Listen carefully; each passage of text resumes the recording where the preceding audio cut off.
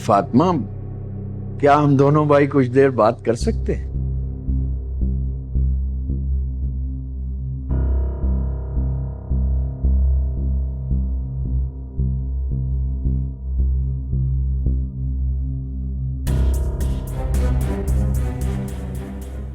शमीम जब से विरसा बेटी के घर से आई है, क्या बताऊं, एक पल चैन नहीं मिल रहा।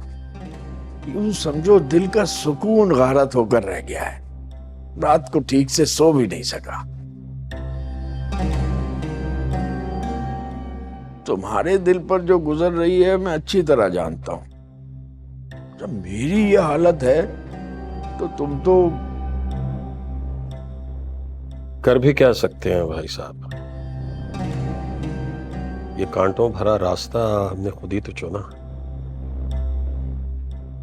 और सच्ची बात यह है कि उसने तो हमें बताया तक नहीं। माँ बाप की मर्जी के बगैर कोई भी लड़की ससुराल में इज्जत और मर्तबा हासिल नहीं कर सकती। जब ससुराली भी ऐसे कमजर्फ मिले हों जैसे हमारे विरसा बेटी को मिले हैं, और उन्हें यह भी पता हो कि लड़की का पूछने वाला भी कोई नहीं है, तो वह ऐसा ही सलूक करते हैं जैसा हमारी विरसा बेटी के साथ हो रहा है। आप कहना क्या चाह रहे हैं भाई साहब? मेरी समझ में कुछ नहीं आ रहा।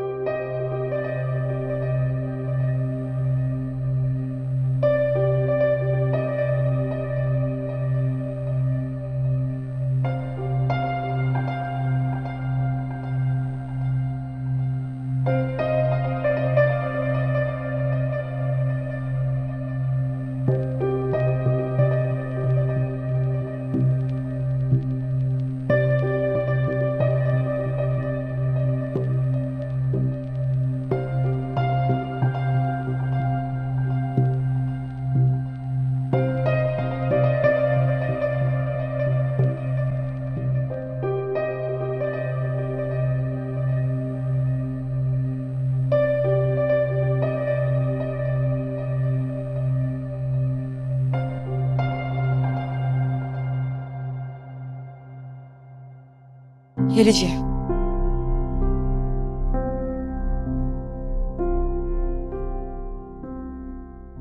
क्या है? खोल के देख लिया।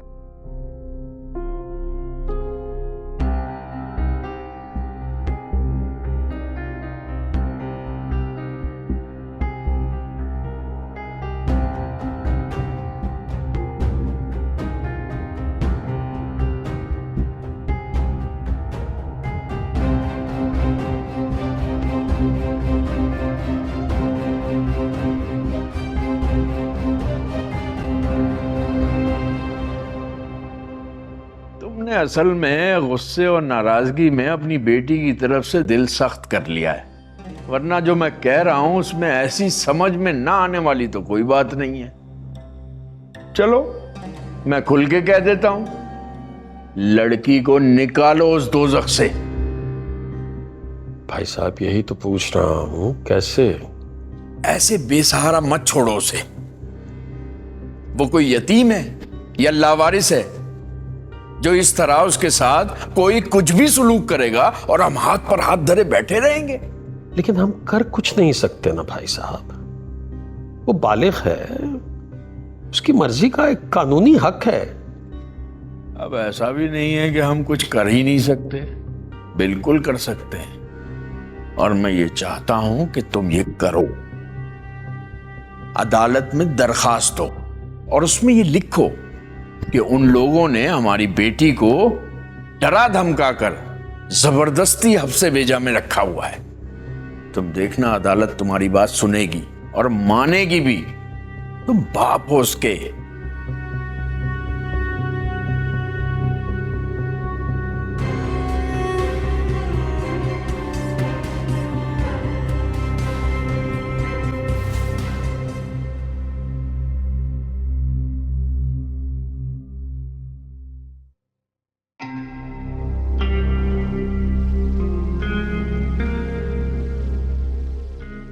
भाई दुनिया में ना और भी आशिक है तुम्हारी बीवी के, मैं अकेला नहीं हूं। गाड़ी चढ़ा दी तुमने मुझ पे। मैं खुद परेशान हूं इस बात से कि तुमने जब इतनी मोटी रकम दी थी मेहर के लिए तो वो वापस क्यों आई थी तुम्हारे पास? मैंने सुना है विरसा का दूसरा आशिक वो आदिल बड़े चक्कर लगा रहा है घर में। ऐसा ना हो कि वो घर तुम्हारे चक्कर लगाता रहे और फिर एक दिन नैना लेके उड़ जाए।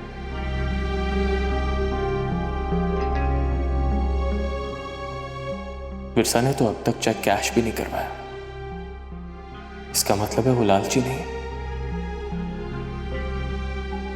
तो क्या फरमान अब तक झूठ बोलता रहा? पर बाबा ने मुझसे गलत बयानी क्यों की? आजकल अपने बिजनेस के मामलात को लेकर वो पहले ही बहुत परेशान है। मैं उन्हें मजीद परेशान नहीं करूंगा।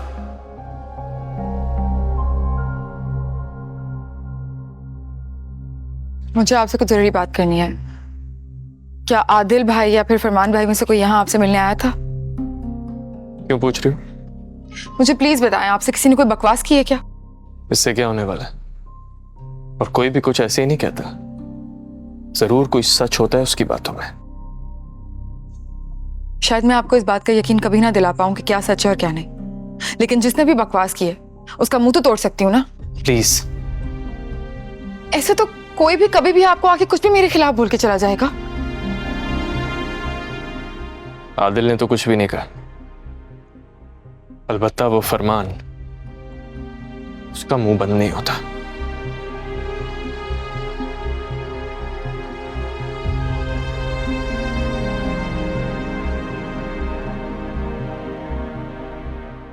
ये चेक वापस करके तुम मुझे क्या साबित करना चाह रही हो? मैं किसी को कुछ भी साबित नहीं करना चाहती। तो फिर ये रखो। मुझ पर एहसान करने की जरूरत नहीं है। मजबूर दिल तेरे प्यार में कैसे रहे, इंतजार में बेदर्दी न देखे। कैसे हैं आप भाई? ठीक हो? गलत कह रहे हैं आप। आपका स्ट्रेस आपके चेहरे से साफ नजर आ रहा है। क्यों कर रहे हैं भाई अपने साथ ऐसा? ज्यादा बड़ी मत बनो। अच्छा, क्या कोई बात हुई आप दोनों के बीच में या कोई लड़ाई? अब ऐसी तो कोई बात नहीं है।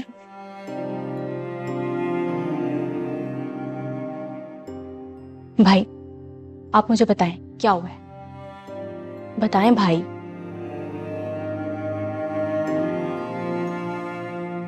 क्या कहा है तुमने मेरे भाई से? तुम छोड़ दो अहमद, ये हम दोनों की बात है।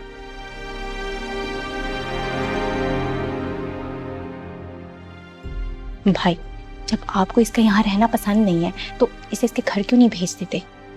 कम से कम इस घर का माहौल तो ठीक हो। छोड़ाऊंगा। कब छोड़ाएंगे? बहुत जल्द। पता नहीं ये जल्द आपका कब आएगा। क्या बातें हो रही हैं तुम दोनों बहन भाइयों में? ओह, ये भी यहाँ है। मैं अपने कमरे में जा रहा हूं।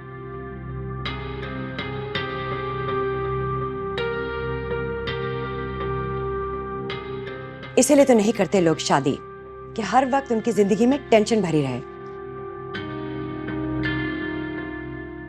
ऊपर से तुम अपनी मर्जी चलाकर यहां आकर तुमने मेरे बेटे को और परेशान कर दिया। आप जाएं यहाँ से, जाकर देखें भाई को कुछ चाहिए होगा शायद।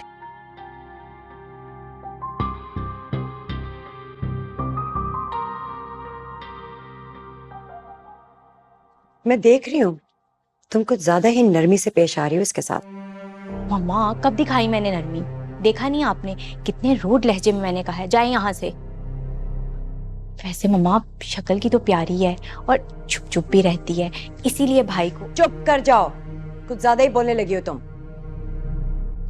अच्छा ठीक है, नहीं बोलती, जा रही हूँ मैं, वरना फिर से आपकी वही बातें शुरू हो जाएंगी। बाय। कितना हंसता खेलता हुआ घर था मेरा, और अब